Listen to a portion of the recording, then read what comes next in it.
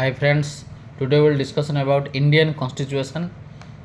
Last period में हमने discussion किया था कि लेसन कितना है 22, आर्टिकल 395 है। इंडियन पिनल कोड आईपीसी कुछ डिस्कशन किया था इंडियन कॉन्स्टिट्यूशन के बारे में। वहाँ पर हमने article 1 to 4 the union and it's territory के बारे में डिस्कशन किया था, आर्टिकल 1 के बारे में।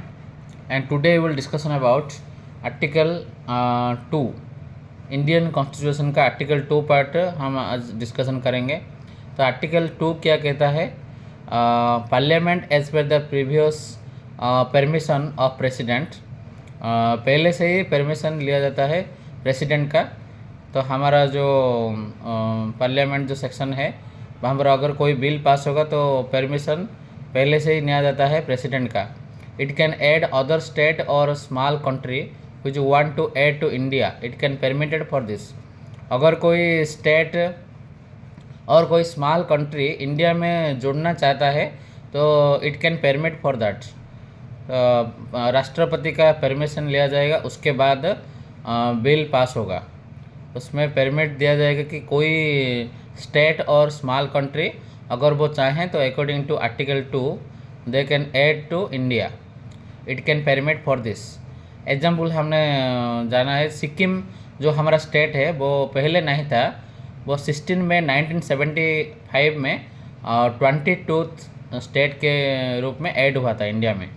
ये कैसे हुआ? जो अमेंडमेंट मीन्स जो चेंज हुआ होता है पार्लियामेंट, जो आर्टिकल में कुछ चेंज करना पड़ता है, उन्हें फर्दर चेंजेस और डेवलपमेंट जहाँ जहाँ आगे जो जो होता है उसके तरफ से चेंज जो होता है, जो अमेंडमेंट उसको कहते हैं। जो 35th amendment and 36th amendment में 1974 आर्टिकल 2 का 1975 में 22 स्टेट के रूप में सिक्किम जो स्टेट है वो इंडिया में ऐड हुआ था।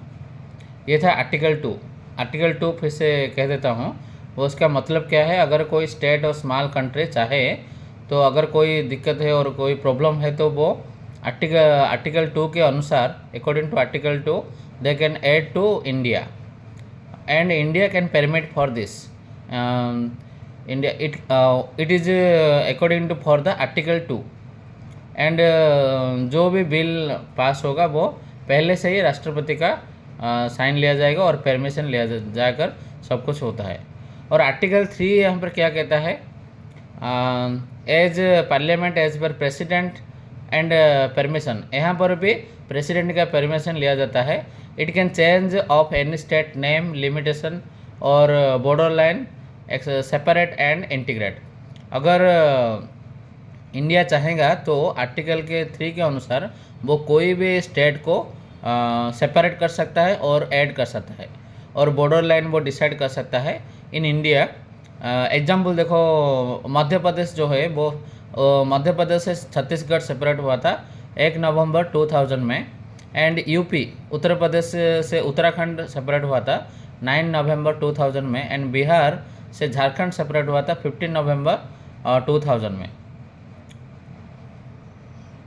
जो हमारा सिरिल रेडक्लिफ लाइन जो है वो सेपरेट करता है इंडिया पाकिस्तान।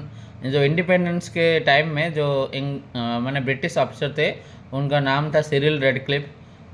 वो क्या थे, वो जो सेपरेट का उनको रेस्पॉन्स दिया गया था, उसने पाकिस्तान और Pakistan India and Bangladesh India border line खींचा था, और उनके नाम के अनुसार उस लाइन को रेडक्लिफ लाइन कहा जाता है। वहाँ पर एक प्रॉब्लम भी हुई थी, बेरूबारी यूनियन केस भी होता 1960 में, जो जहाँ पर वेस्ट बंगाल और इंडिया में उसका जो घर है, उसका जो प्लेस है वो रहेगा था, इधर आधा रहेगा था और उधर आधा रहेगा था। वो प्रॉब्लम हुई थी बेरूबारी के केस में। जवाहरलाल नेहरू जो तब प्राइम मिनिस्टर कौन थे? जवाहरलाल नेहरू थे। ये था हमारा article 2 and article 3। Again I repeat, article 2 क्या कहता है? अगर कोई स्मॉल कंट्री और स्टेट चाहे तो इंडिया में ऐड हो सकता है आर्टिकल 2 के अनुसार। एग्जाम्पल सिक्किम है जो ऐड हुआ था 16 मई 1975 में। आर्टिकल 3 क्या कहता है? इंडिया अगर चाहे तो अकॉर्डिंग टू आर्टिकल 3 प्रेसिडेंट से परमिशन लेकर वो कोई भी स्टेट को सेपरेट कर सकता है और कोई स्मॉल पार्ट को उसे ऐड कर सकता है। मध्य प्रदेश, जैसे मध्य प्रदेश से अलग हुआ था छत्तीसगढ़ 1 नवंबर 2000 में, यूपी में अलग हुआ था उत्तराखंड 9 नवंबर 2000, बिहार से अलग हुआ था झारखंड 15 नवंबर 2000 में। वहाँ पर प्रॉब्लम हुई थी बेरूबार के केस में, यूनियन केस 960। जो हमारा ब्रिटिश अफसर थे सिरिल रेडक्लिफ थे, वो लाइन खींच रहे थे, वो मतलब कि इंडिया एंड पाकिस्तान में, इंडिया एंड बांग्लादेश में, जो ज़्यादा मुस्लिम रहे थे बांग्लादेश में और पाकिस्तान में रह गए थे, और वहाँ से वो लाइन ड्रॉ किया वहाँ पर, जो उस लाइन को हम रेडक्लिफ लाइन कहते हैं। आर्टिकल 4 क्या कहता है? As article 2 and article 3 out of 368 article 50% बहुमत पर मेकिंग गवर्नमेंट, मतलब कि कोई भी अगर आर्टिकल कोई भी अगर बिल पास होना चाहिए तो अकॉर्डिंग टू आर्टिकल 4 अगर 50% बहुमत हुआ, उससे ज़्यादा हुआ, तो गवर्नमेंट वो बिल पास कर सकता है। वो प्रेसिडेंट जो है वो साइन करने में मजबूर है और बाध्य है जो साइन करने में। It can also changes article 1 and 4। तो आर्टिकल 4 क्या कहता है? अगर 50% बहुमत हुआ तो कोई भी चेंज करना चाहे तो परमिशन वो साइन करने में श्योरिटी है, मतलब कि वो साइन जरूर करेंगे, मस्ट साइन और cooperate for that bill passing. Thank you very much. I think all of you understand.